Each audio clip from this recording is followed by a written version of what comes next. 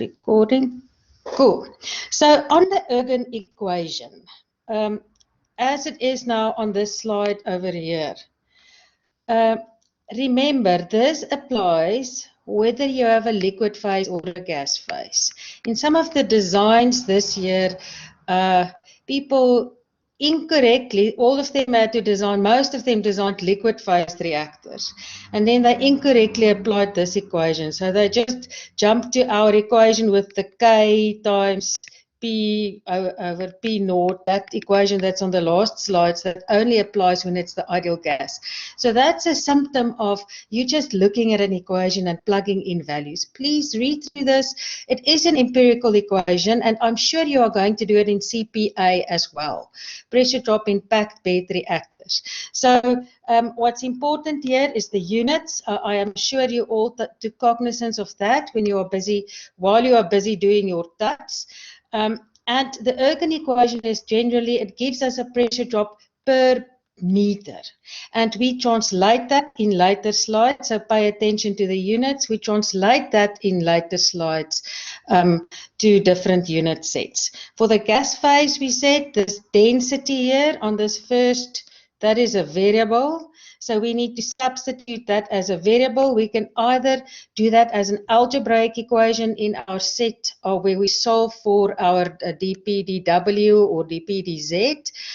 However, this is, I had a question earlier this week regarding why must I substitute it in terms of these variables? Why do we use this mass balance approach? Why can't I just, if I look at this equation, why can't I just substitute this and let it update along the way? Of course, this is also justified, so that will definitely work.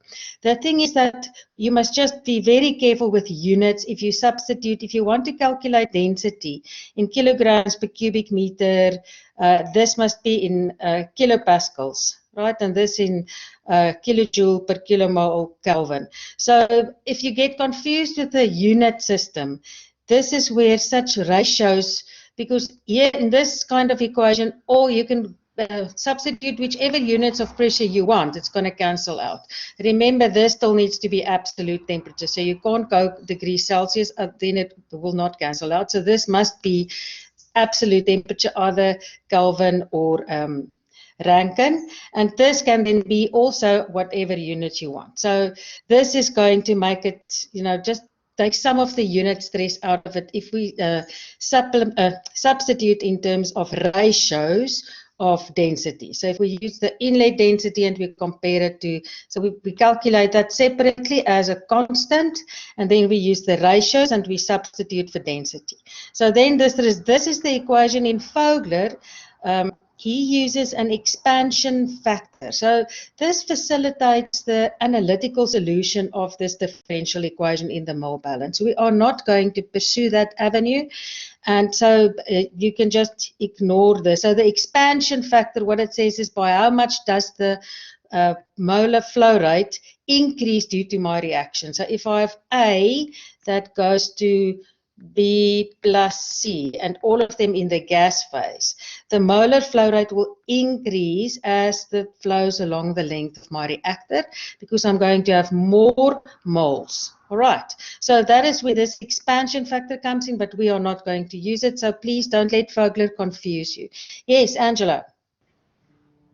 Elizabeth, if you use that other equation with the molar mass, where you substitute the yeah. Doesn't the molar mass change over? Yeah, that one. Doesn't the molar mass change over the length of the reactor? Intuitively, that's a very good question. Shall we ask for the opinion from the class?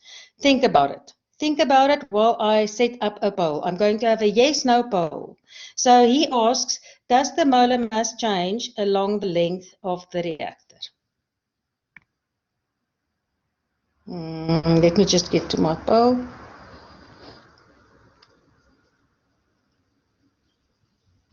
Right, go for it, vote.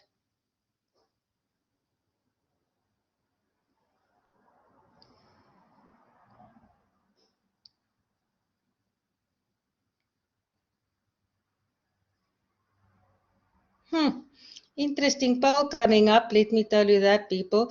Roger, we're asking whether the molar mass, those of you who joined now, whether the molar mass will change along the length of the reactor. So if we have a gas phase reactor, we want to calculate the density using rho is equal to PM over RT. Does the molar mass change along the length of the reactor? And I have a few people who's not voting. 5, 4. People are changing their minds here. This is very interesting. 4, 3, 2. Last chance to change your minds. Yeah, show responses. So we've got a few yeses and a few nos. So who's brave enough to tell me why they think yes or no? Who wants to, you can type or you can put up your hand. I know this is horrible, but please be brave. Try. Anybody who wants to put up a hand or type? Somebody, yes. Thank you, Nico. What was your vote first? My vote was no. Was your vote no? Yeah. Okay, cool. Shoot. Why? Because if the equation holds, then like throughout the reactor, then any constant, like if it doesn't change, then you can substitute that in, and we can substitute that in. So I thought it should be. Yeah, but remember the density is changing now, so that's not a constant. So the issue is, does the molar mass change? Not that density. The density definitely changes, but does the molar mass change? Okay, but thank you very much, Nico. Thank you very much. It changes because the reaction occurs. That's why. Because Dean said yes, because the reaction changes. Average molar mass for the calculation. Right, so how do you balance chemical reactions? When you started balancing chemical reactions, doesn't the amount of carbon on the left-hand side must be equal to the amount of carbon on the right-hand side? And the amount of hydrogen on the left-hand side must be equal to the amount of hydrogen on the right-hand side? And how do we calculate molar masses of components? Just some, high school chemistry coming back. Intuitively, I agree. We would feel yes, but stuff is changing. So can somebody else, maybe now that I have prattled on, those who voted no, somebody else tell me why they said no? You can type. Or you can speak. Hello? Any no voters?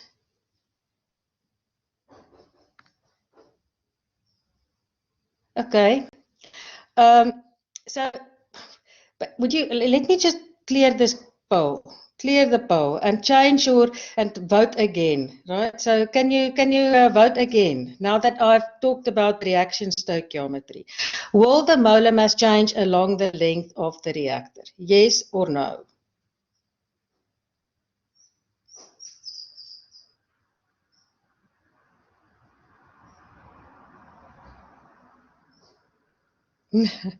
Can you see the poll? Hello? Can you still hear me? Oh, you can't see the poll. Thank you very much. I was thinking, why the hell aren't people voting? Right, let me just redeploy my poll. Let's just redeploy the poll. Let's think about this. Where is it now? Polls. Sorry, my word. There we go. Poll. Yes, no. Apply. Go for it.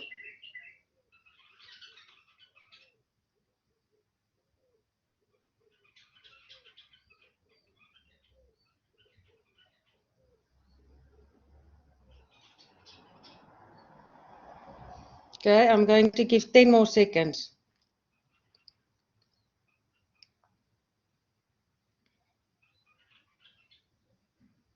Molar mass.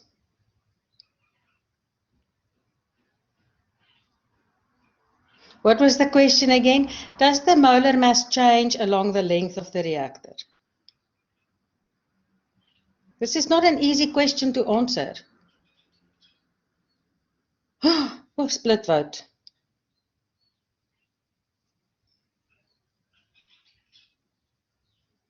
Okay. All right. 5, 4, 3, 2, 1. Okay, so let me just show the responses. Okay, so if you calculate those, so there was a type, somebody typed a message. What was the question again? Does the molar mass change along the length? The number of moles may change while the mass remain constant. The molar mass will change.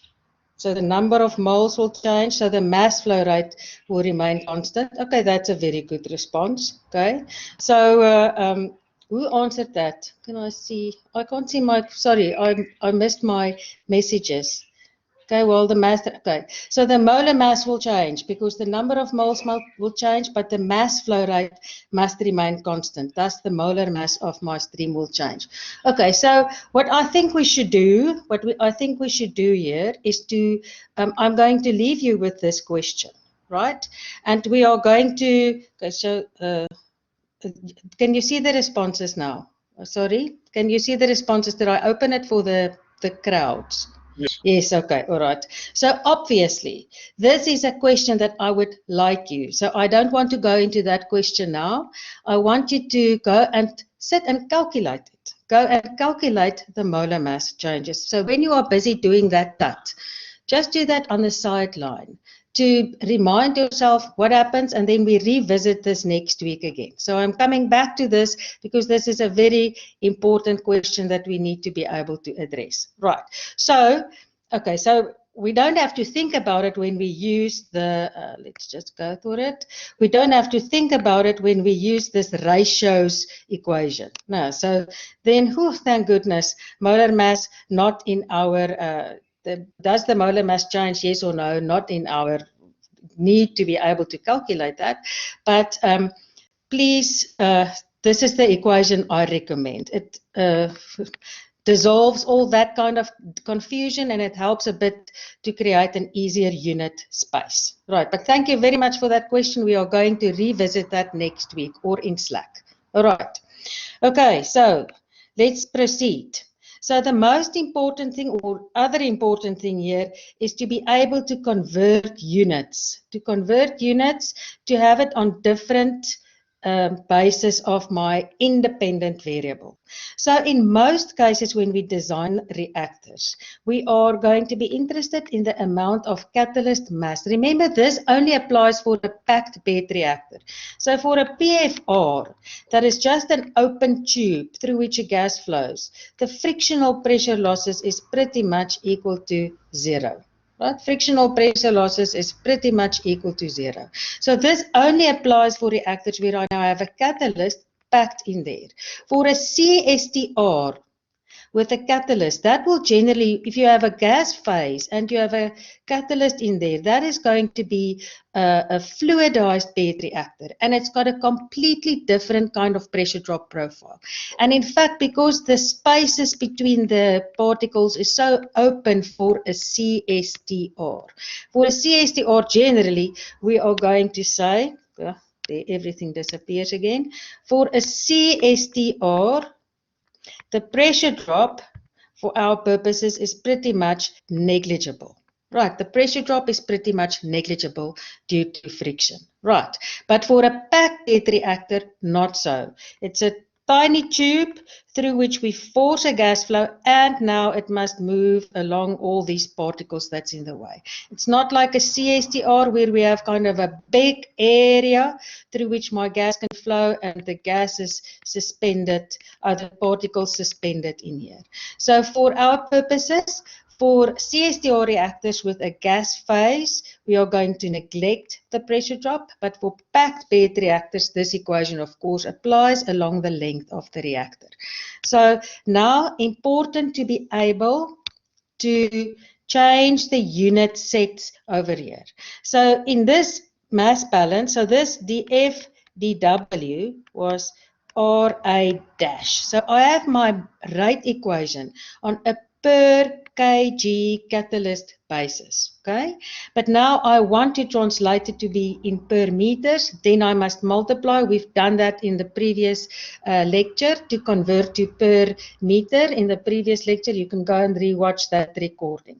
So, of course, if I want to write this in terms of dW, I have to divide this equation by that same parameter. And in the videos, I gave a more detailed explanation of why we do that and how to figure out how we change these unit systems.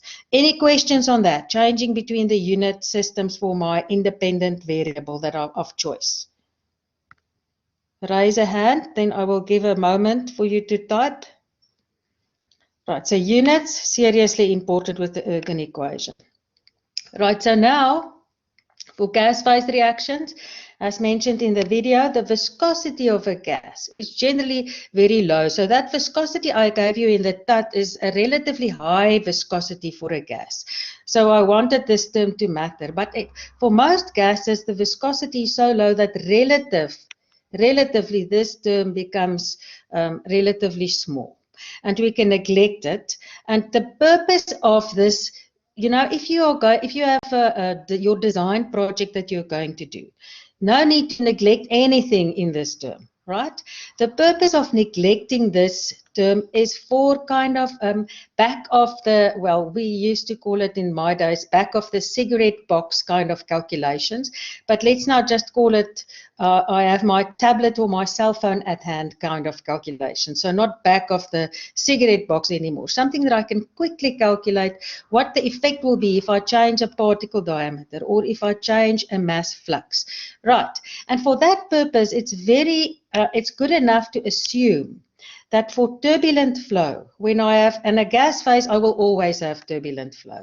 If you have laminar flow in a gas phase, you did something wrong. If you designed your reactor to have laminar flow, because the viscosity is just so low. So then I neglect this term.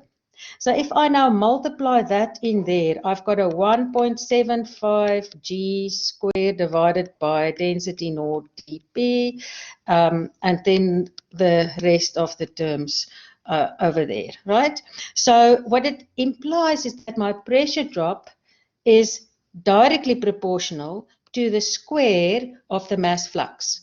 And the mass flux is directly proportional to m divided by the bed area, right? And this cross-sectional area is, of course, it's this area and not the circumference. When we start dealing with heat transfer, it's going to be the circumference. Right, questions on that? No questions? Right. So then, if you understand that, I would like you to take a moment. So I'm going to give you a minute to participate in this poll. So I'm going to set it up that you can answer A, B, C, or D. So now I have a situation where I do, in fact, neglect the viscous term. So I have a gas flowing in a tube. I neglect the viscous term. And for I've done all my calculations and I find that this is my K value. So if I group all these terms, I get that K value, pascals per meter. What is it going to be if I halve my tube diameter? So this is scenario 1, fat tube, and this is scenario 2, half the diameter.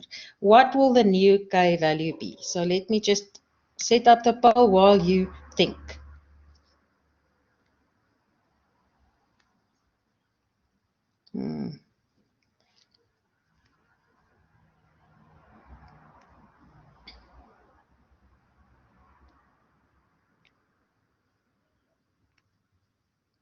Right, so just translate A, B, C, and D to 1, 2, 3, 4. Sorry, ClickUp doesn't have an A, B, C, D option. So let's just translate it there. So if you've got an opinion, please vote.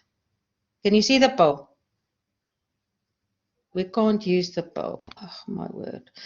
We can see it, but we can't. Okay, thank you very much. Okay, think some more. I hope you have lots of thinking to do. Let me just do that. I'll try again. Polling. Multiple voice.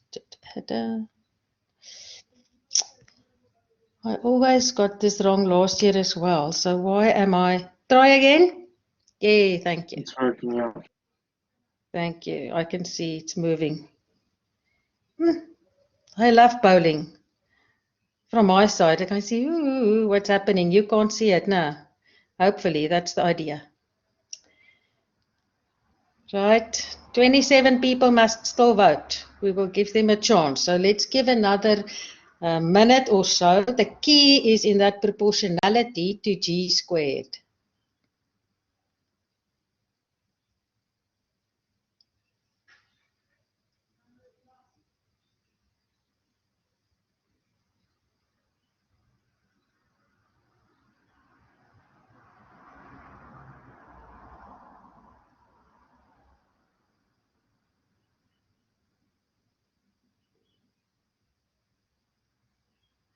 You will need a pencil for this, so you'll have to put down your coffees.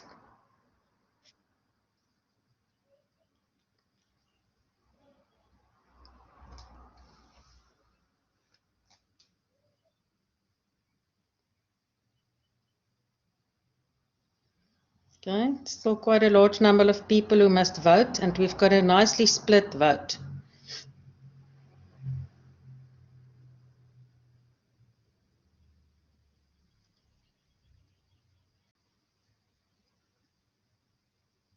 Okay, 9 people.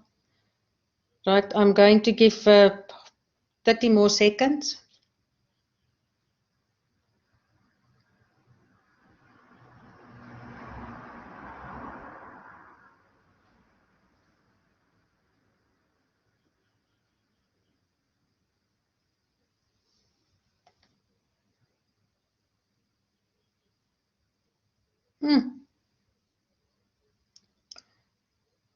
Five, 4,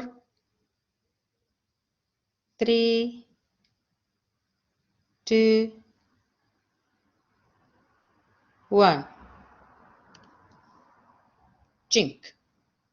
And you see how nicely it's a very even split, but that's not what we are interested in. We are interested in the correct answer, right? So I'm going to talk a bit and then I'm going to ask you to vote again, right? So let me just close the poll, see if I can get it right this time. So if I now have the K is directly proportional to G squared, which is directly proportional to M divided by the area squared.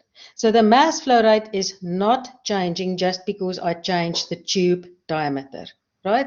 It's not changing because I changed the tube diameter, but the cross-sectional area is changing. So I'm going to leave that out of my proportionality. So I can now say K is inversely proportional. What is the equation for that area? Pi d squared divided by 4. These are constant, so I don't worry about them. So it's directly proportional to the diameter squared, but squared. Now, don't you agree with me? Do you agree with me? Because I've got area squared and I've got diameter squared. Am I correct? Yes or no, please? Yes. All right. Okay, so now if I just make some more space for myself. Okay, so I've now discovered that my K is inversely proportional to the diameter squared. So it's inversely proportional to the diameter to the power of 4. Now, right? So if I now want to use that proportionality, so I want to calculate K2 divided by K1 will therefore be diameter 2, 1 over diameter 1 to the power of 4. Right. So now, having said that, I'm going to open the poll again and let's see what your answers are then.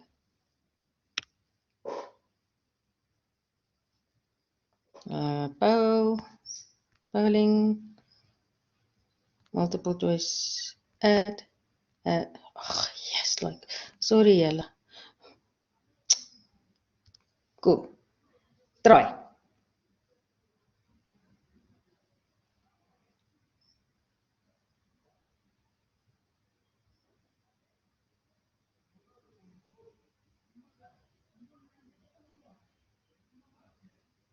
Okay, 15 more seconds.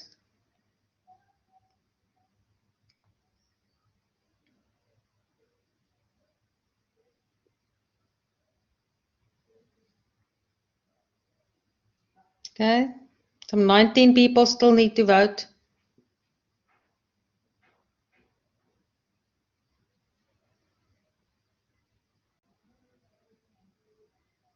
Mm-hmm. 5,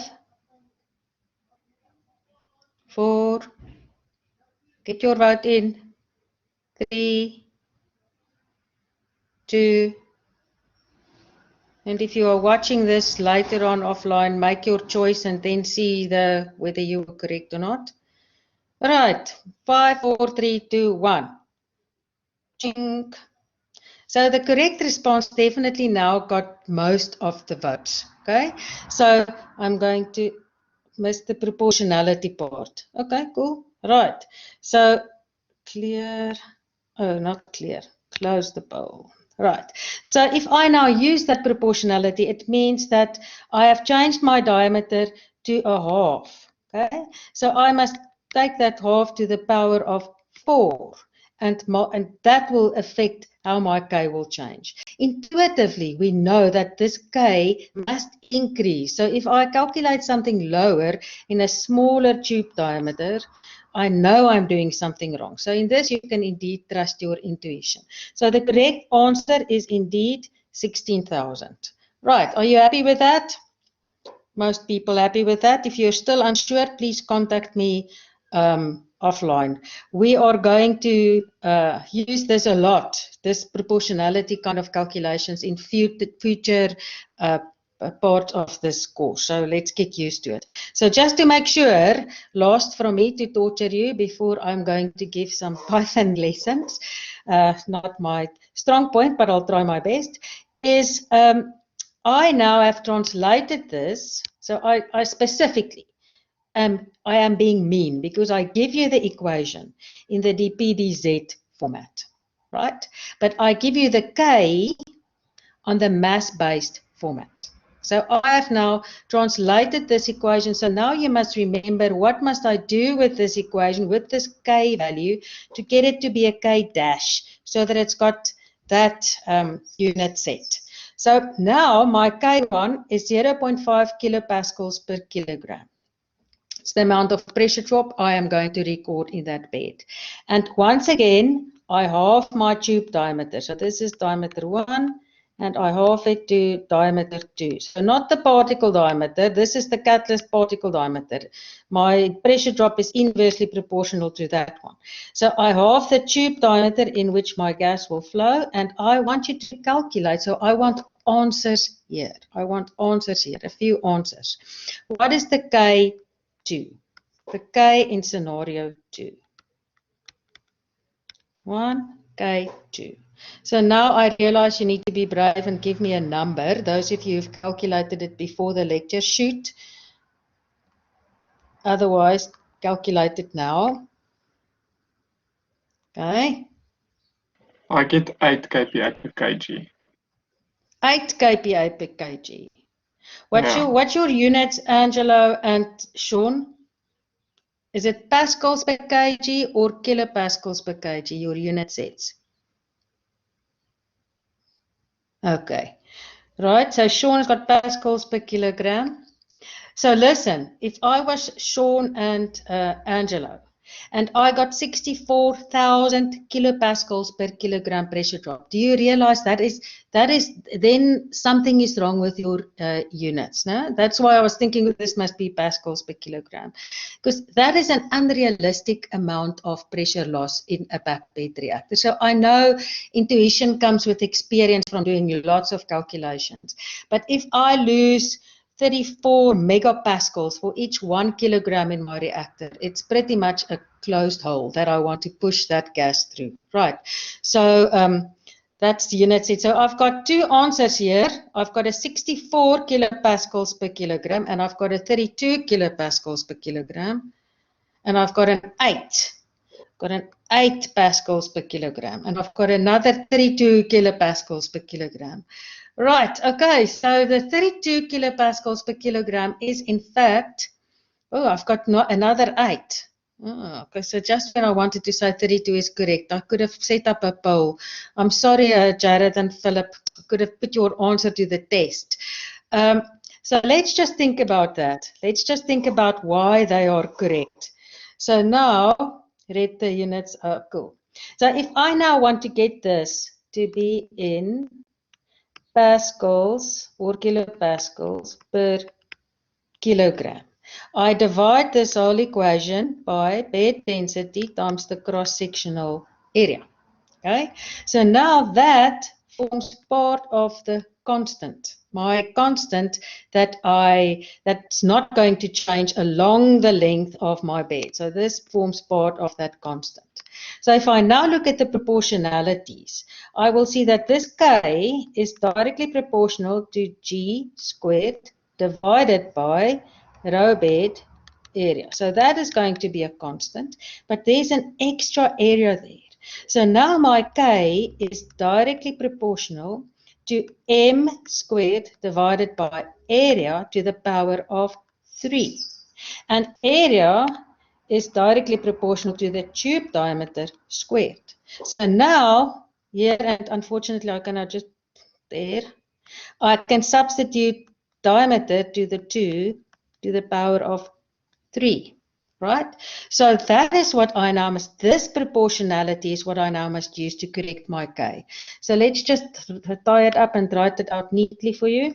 So this is K2 divided by K1 is therefore going to be proportional to 1 over diameter 2 and then squared because that's the area, and I've got the area 3 times. Okay, divided by 1 over diameter 1, 2, and the proportionality there because the area, I've got 3 areas there, 1 for each G, and then an extra 1 because I divide by my cross-sectional area.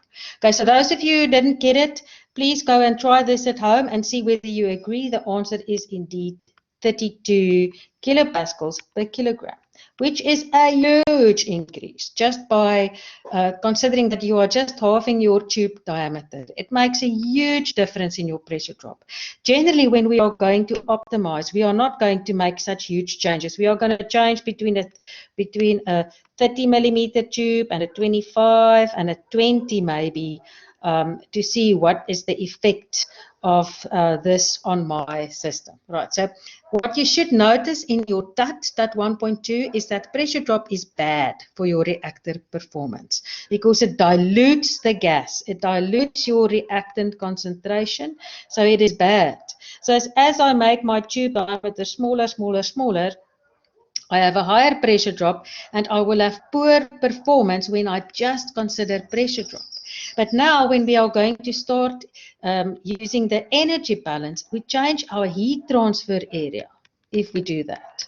And if I change my heat transfer area, I make heat transfer better so I can get an improved temperature profile, which may now increase my reactor performance. So when we are going to finally design, we are going to have lots of these opposing effects that we must balance in order to come up with the best or a best solution for our reactor design.